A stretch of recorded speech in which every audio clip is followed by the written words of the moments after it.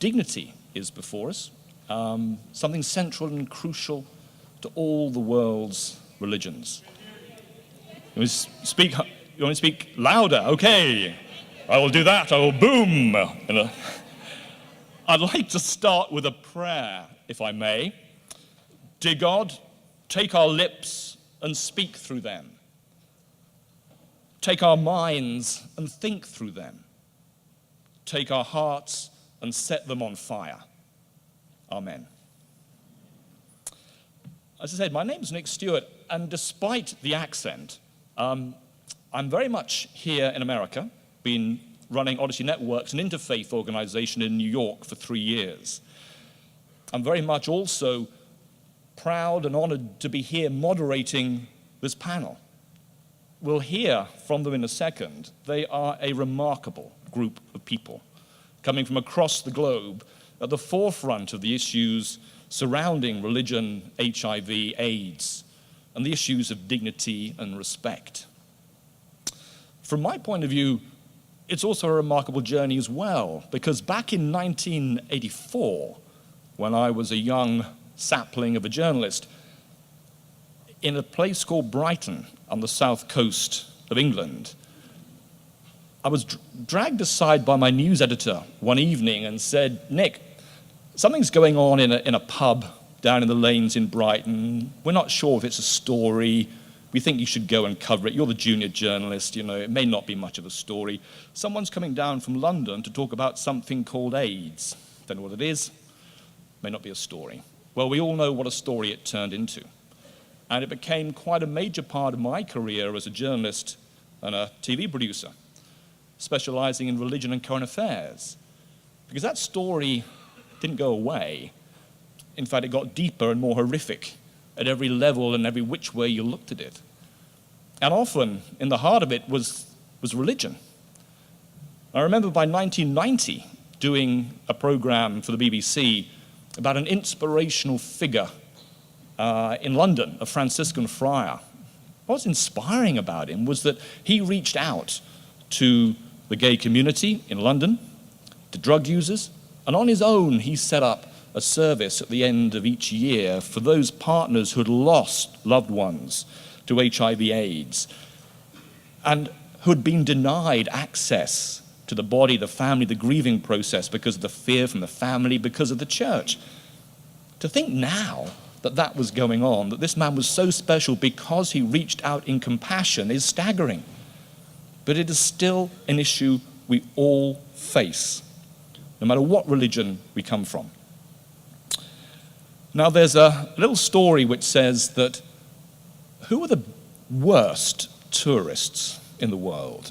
And the answer is the British, because we go around and we get drunk and we fall over and we're very, very loud. Any Brits in the audience? The next one is, and who is the best tourist? And often the answers come back, the British, because there is another part of the Brits that goes out and honors the country, immerses itself in the culture of the country. And in the same way, I was thinking that's the same with religion. Which group can be the best when it comes to creating dignity for people with HIV/AIDS? The answer, religious communities. But ask which is the worst, and the answer can also come back, religious communities. How does that happen? What's the problem? That's what we're here to discuss today. The way it's going to go is I'm going to introduce the panel, we're going to chat for about half an hour, and then throw it open to questions and answers. Hopefully we'll have a nice long time for that. You may see there are 2 standing microphones in the aisles. If you have a question, when it gets to that section, just queue up, and then I'll call you one by one. But now, enough of me, I want to introduce you to this panel. Closest to me on my left, Pablo Torres Aguilera from Mexico. He's a young person living with HIV who has reached out to his community in dynamic and energizing ways through the Dance for Life Foundation, where he is the advocacy and young key populations officer.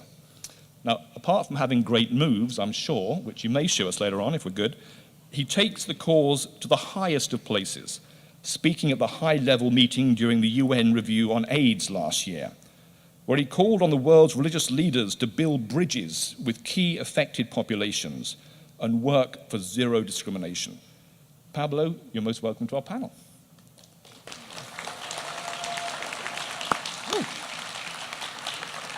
You've got your fan club out there, Pablo.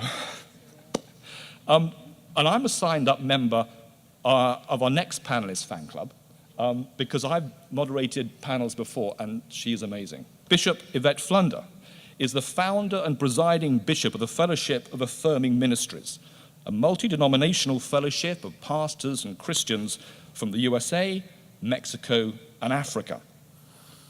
Now, Yvette is a woman of action, and she founded the City of Refuge, UCC, to unite the gospel ministry with social ministry.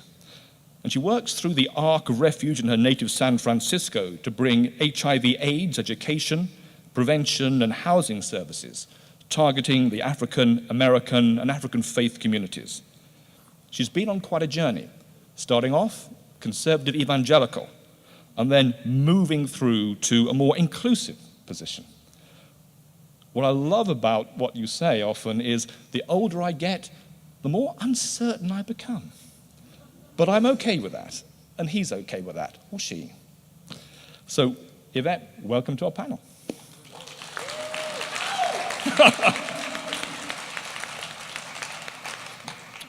Fagmeda Miller is quite simply a remarkable woman.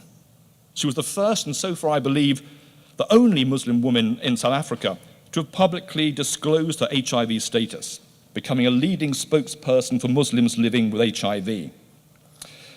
Like many on the panel, Fagmeda really has lived the issue of dignity on the front line.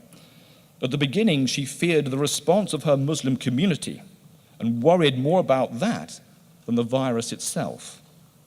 But now she appears on television, spreading the word that only God can judge, not people, so free yourself. We only have one chance at life, Fagmeda says, so let's love it. And to put that in action, Fagmeda recently fulfilled her dream of going on holy pilgrimage to Mecca. Fagmeda, welcome to the panel.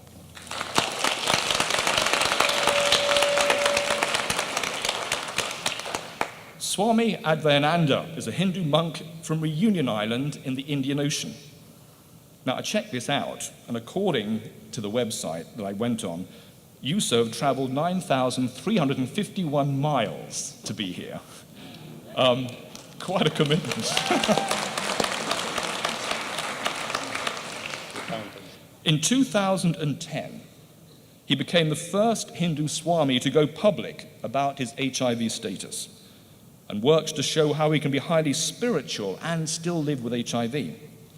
He teaches yoga and meditation as a way of working on the HIV virus itself, saying, I love my HIV. Swamiji, welcome to the panel.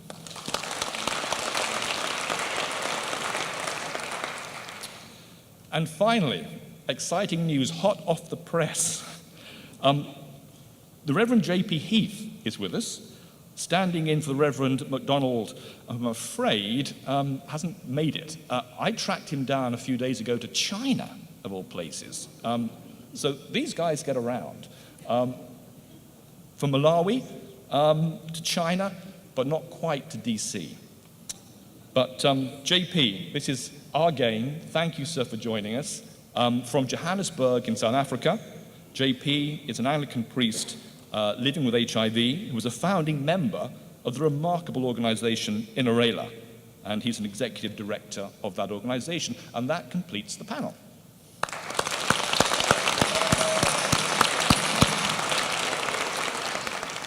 I told you it was going to be a remarkable panel, didn't I? And we haven't let you down.